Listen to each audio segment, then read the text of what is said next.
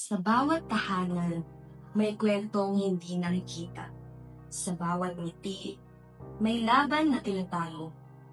May mga panahong mananampalataya ay sinusubok. Hindi sa dami ng biyaya, kundi sa gitna ng kakulangan.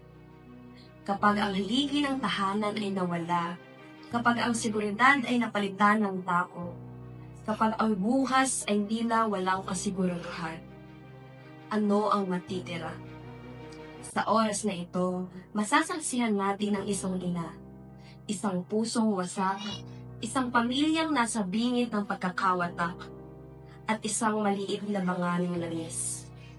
Isang kwento ng kakulangan na naging kwento ng pag-apaw.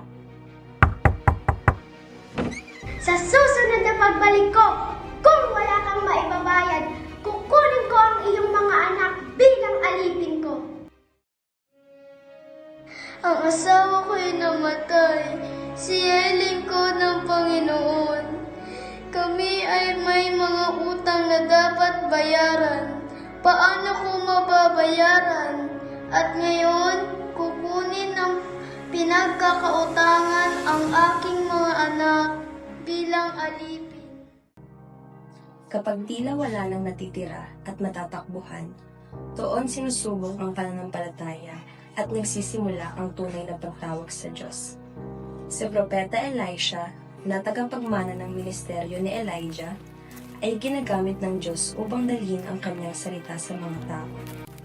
Nakita siya ng balong babae sa daan at lumapit siya kay Propeta Elisha. Sinabi niya, Hindi po kaila sa inyo na ang asawa ko'y namuhay ng may takot kay Yahweh hanggang sa mamatay. Ngayon po, ang dalawa kong anak na lalaki ay gustong gawin alipin ng isa sa mga pinagkakakitaan namin. Ano ang maitutulong ko sa iyo? Ano bang meron ka sa bahay mo? Wala po maliban sa isang boteng langis. Puntahan mo ang iyong mga kapitbahay at humiram ka ng lalagyan ng langis hanggat meron kang mahihiram. Pagkatapos, magkulong kayong mag-iina sa inyong bahay at lahat ng lalagyan na hiram mo'y punuin mo ng langis na nasa bahay mo. Itabi mo ang mga napuno na. agad na umuwi ang babaeng balo at humiram siya ng mga sisidlan at pagdating sa bahay ay nagkulong silang mag-iina at isa-isang pinuno ang mga sisidlan.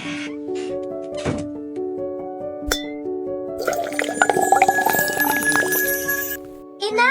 Napupuno!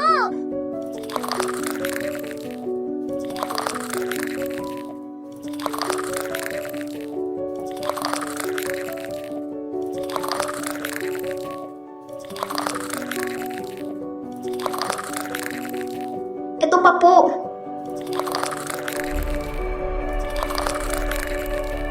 Abutan pa ninyo ako ng lalagyan.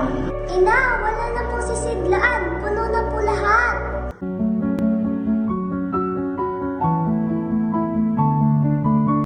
At tumigil na ang pagdaloy ng langis nang wala ng sisidlan. Pumunta siya kay Elisha, ang lingkod ng Diyos, at isinalaysay ang nangyari. Napuno ang lahat. Ipagbili mo ang langis at bayaran mo ang iyong mga utang. Ang matitira ay gamitin ninyong mag-iina. Ang himala ay hindi nagsisimula sa wala. Nagsisimula ito sa kung anong meron ka. Huwag mong maliit ng maliit na langis o kung anong meron ka. Huwag mong libitahan ng kapangyarihan ng Diyos sa kakulangan mo. Ang pag-apaw ay dumarating sa mga lisidlang hanggang mapuno. Hindi nagkulang ang Diyos na langis. Humipo lamang ito nang wala nang inhandang sisidlan. Hindi nagkulang ang Diyos sa atin. Ang Diyos ay hindi nagkulang sa provision. Ang tanong ay, gaano kalaki ang kaya mong tanggapin? Ang pusong puno ng pride, hindi mapupuno ng biyaya. Ang pusong puno ng takot, hirap mapuno ng pananampalataya. Ang pusong puno ng control, hirap mapuno ng tiwala. God feels what is empty and surrendered.